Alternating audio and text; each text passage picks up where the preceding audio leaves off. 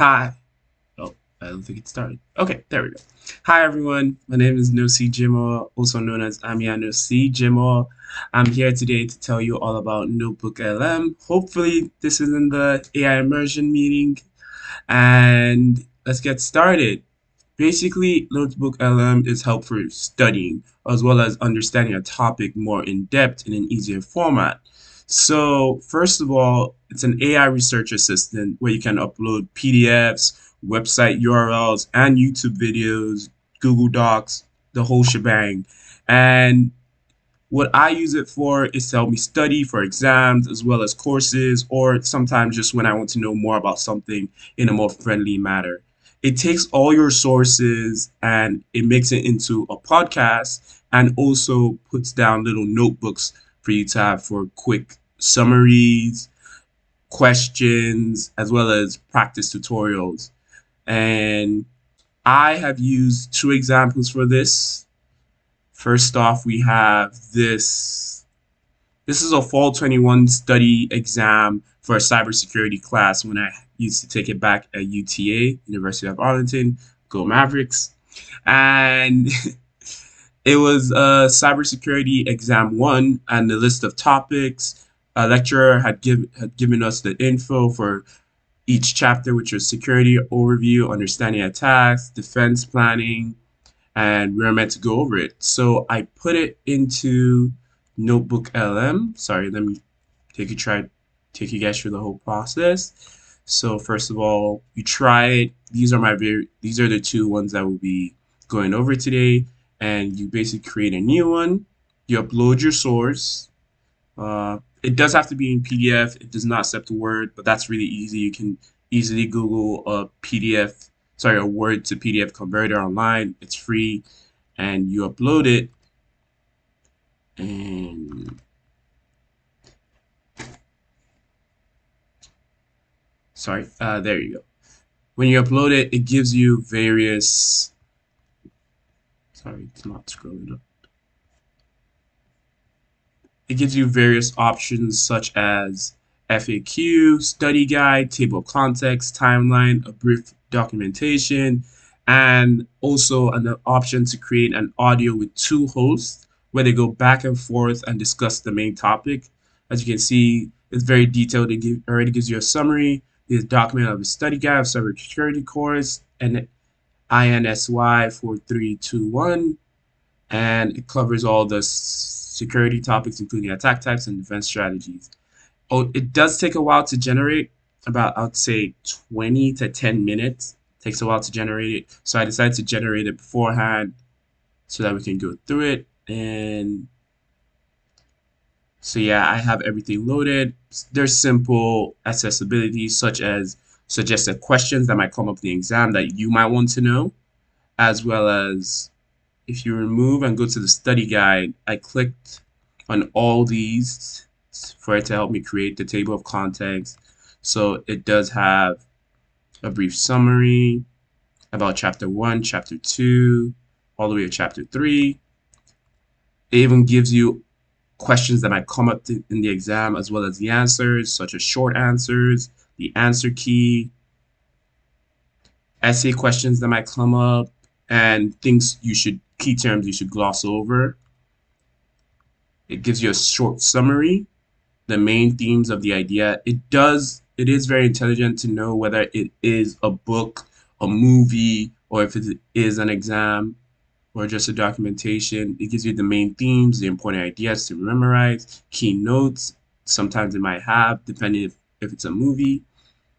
And there's also FA questions, and timeline of events. It's mostly, again, sometimes it is used for movie as well as YouTube videos. That's why it has a cast, and it can tell the difference between when it's a movie and when it's probably a PDF file. And we can listen to a few short minutes of the Network Security Fundamental podcast. It sounds amazing. It sounds like it's just two normal people talking. Absolutely All great. right, ready to dive deep into some cybersecurity? we're tackling that exam prep today. Yeah, you've given us a ton of material. It's a lot to cover, but that's why we call it a deep dive, right? Definitely a lot. But it's exciting stuff, really relevant. For sure. From attacks to networks, even real-world security. Absolutely. We'll get to the core of it. Help you ace that test. Okay, let's do it. Chapter 1 paints this picture, security professionals against a whole world of threats. It's always changing, that's the thing. Keeps you on your toes. Like a constant game of cat and mouse. Right. So before we get too deep, what do you think are the biggest threats out there? To data security, I mean. Oh, good question. It feels like we hear about data breaches constantly. True. And hacks. All the time. That's why those core principles are so important.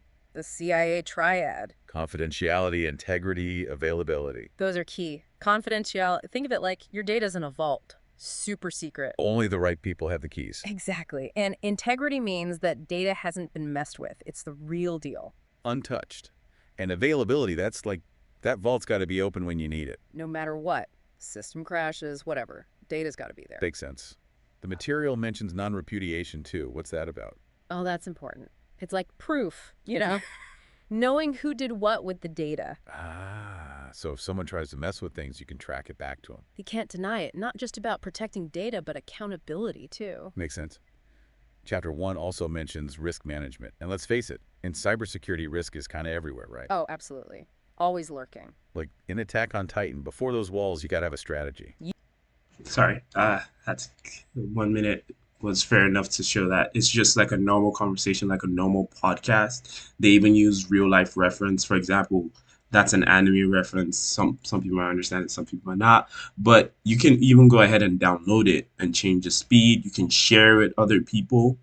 And another thing that's really important is sources. I know that one course might be about one chapter and second chapter it's not as comprised as an exam review, but you can continue to add further chapters and further sources to make you have a limit of 50 to make it more condensed and more informative. And for the example, another example we have is a YouTube video about the whole Greek mythology explained. I didn't want it to be 3 hours, so Notebook LM made it into 42 minutes, and it's about the whole Greek mythology, the same premise of FA questions, study guides, table of contents, timeline, brief doc, and it does let you know that it might make a few mistakes, so feel free to edit it. You can also edit them. Sorry. You can also edit them and change them, the sources, to make it and add your own note. And you can even convert your notes to a source to add it to a further chapter. So this is the one for the Greek mythology. Welcome to another deep dive. This time, we're tackling Greek mythology. Oh, perfect. Yeah, it's going to be a big one, I think. We're using a YouTube video as our main source. Called The Entire Story of Greek Mythology Explained. It's like a documentary style. Okay. From a channel called The Life Guide. So we're going to try and go through the entire story from the universe's creation all the way to the age of heroes and everything in between. Sounds ambitious. It is. I love it. Yeah, it should be fun. So jumping right into it, this video starts with this concept of chaos. Okay. And what might surprise you is that it's not a god. Oh, interesting. It's more like a primordial soup. Okay. It's like the starting point for everything. And I thought that was interesting because a lot of creation myths will have, one deity, an all-powerful one. Yeah. That's true. At the beginning. But the Greeks started with this void, this undefined state. Right. It kind of almost suggests like a more complex understanding, I think, in a way. Yeah. Of how things come to be. Yeah. Interesting. And then from this chaos emerge primordial beings. Okay. Gaia, who represents the earth, Eros, love. And we see right away that the underworld, Tartarus, is right there at the beginning, existing alongside all it's these interesting. Creative forces. Yeah, it's like that darkness and light, creation and destruction are always like intertwined. Right. From the very beginning. Yeah. It's almost like they understood that from the start, you know? Yeah. It foreshadows that, consequences and all that. Yeah. And like the idea that even the gods aren't above it. Exactly. And then Gaia and Uranus, the sky, have 12 children. Wow. The Titans, A lot of kids. these are figures like Oceanus, Hyperion, the sun god, and Selene, the moon goddess. So these titans embody like the forces of nature, right? Right. They set up this struggle to bring order to the universe. Yeah. And this idea is a theme that kind of echoes through like a lot of the myths. Yeah. It's cool. And then, of course, Uranus Uh-huh. imprisons his children Oh, yeah. because he fears their power. Right. So right away, you have this pattern of fathers fearing their sons. Oh, yeah. Yeah, that's true. That repeats a lot. Yeah. Like it's like this cycle of violence that Yeah. seems inescapable, Right.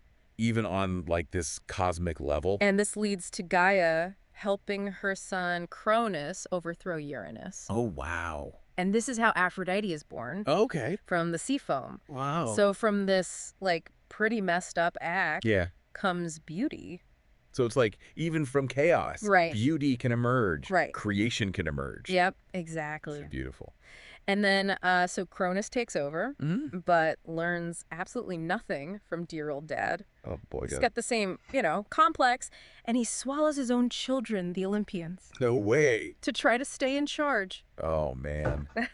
So, Sorry, had to cut you off again, but just to give an understanding of the premise and how it works, as well as an example, you can even ask Notebook LM questions like, how many children did Cronus have?